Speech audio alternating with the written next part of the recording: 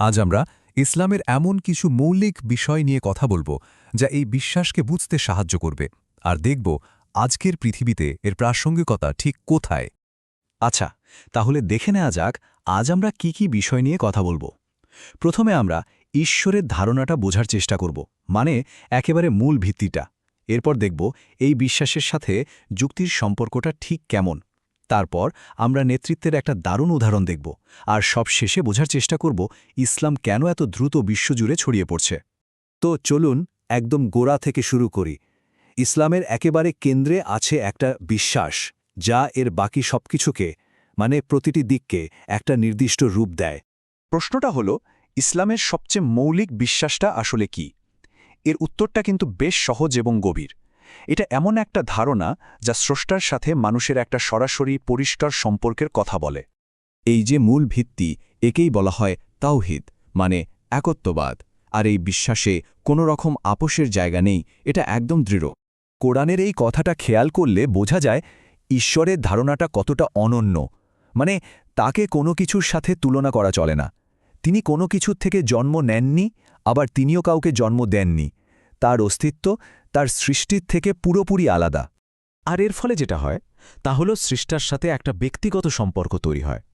কারণ ইসলাম শেখায় যে ঈশ্বর কোনো দূরবর্তী সত্তা নন, তিনি জীবন্ত এবং তিনি সবার প্রার্থনা সরাসরি শোনেন। কোনো মাধ্যম বা মধ্যস্থতাকারীর প্রয়োজনই পড়ে না। আচ্ছা, আমরা তো বিশ্বাসের মূল ভিত্তিটা দেখলাম।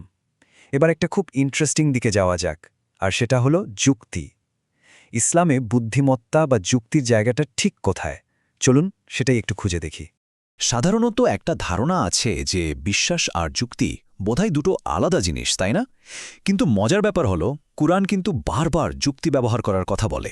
এই যে জ্ঞান আর বুদ্ধিকে আজে লাগানোর ক্ষমতা, একেই বলা হয় আকল।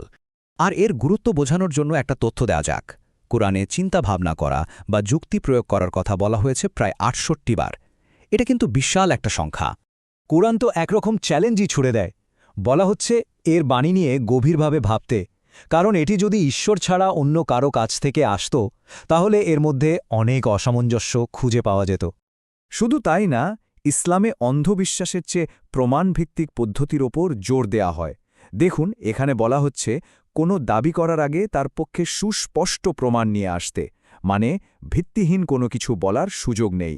আর যুক্তিকে যে কতটা গুরুত্ব দেয়া হয় তা এই আয়াত থেকে পরিষ্কার বোঝা যায়। এখানে বলা হচ্ছে যারা নিজেদের বুদ্ধি বা যুক্তি ব্যবহার করে না, তারা সৃষ্টিকর্তার দৃষ্টিতে সবচেয়ে নিকৃষ্ট।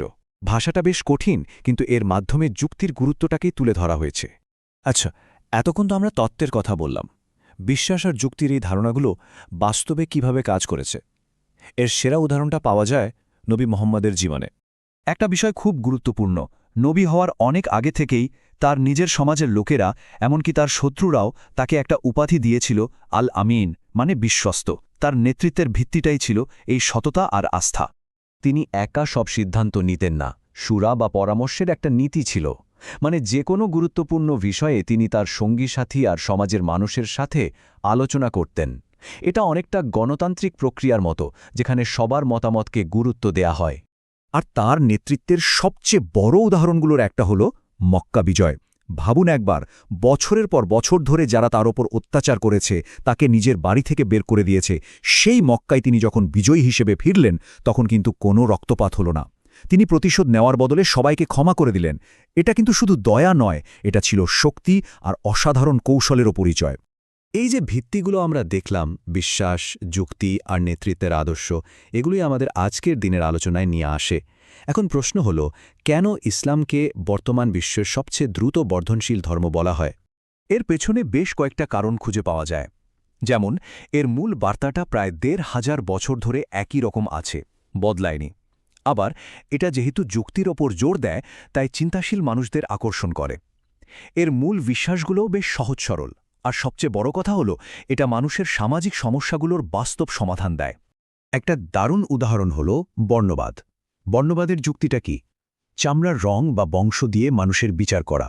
কিন্তু কুরআন ঠিক তার উল্টো কথা বলছে। এখানে বলা হচ্ছে মানুষের মধ্যে সেই সবচেয়ে সম্মানিত, যে সবচেয়ে বেশি ধার্মিক বা সৎ। মানে মানুষের শ্রেষ্ঠত্বের মাপকাঠি হল তার চরিত্র, তার গায়ের রং বা জাতি নয়। শুধু সামাজিক নয়, অর্থনৈতিক ন্যায় বিচারেরও একটা কাঠামো ইসলামে আছে। যেমন ধরুন জাকাত, যা এক ধরনের কর, আর সুদমুক্ত অর্থনৈতিক ব্যবস্থা। এগুলোর উদ্দেশ্য হল সমাজে সম্পদের সুষম বন্টন নিশ্চিত করা, যাতে কেউ চরম দারিদ্র্যের শিকার না হয় আর শোষণের কোনো সুযোগ না থাকে। আর বিশ্বাসীরা মনে করেন ইসলামের এই প্রসার কোনো আকস্মিক ঘটনা নয়। কোরআনের এই আয়াত অনুযায়ী এটা একটা ঐশ্বরিক প্রতিশ্রুতি যা পূর্ণ হচ্ছে। অনেক বাধা বিপত্তি সত্ত্বেও সৃষ্টিকর্তা তার আলোকে পরিপূর্ণ করবেন। শেষ পর্যন্ত আমরা কি দেখলাম? একদিকে আছে ঐশ্বরিক নির্দেশনা, আরেক দিকে আছে সেটাকে যুক্তি দিয়ে বোঝার তাগিদ। বিশ্বাস আর যুক্তির এই যে মেলবন্ধন, এটাই হয়তো আজকের এই উত্তরসন্ধানী পৃথিবীতে ইসলামের প্রাসঙ্গিক হয়ে ওঠার অন্যতম কারণ।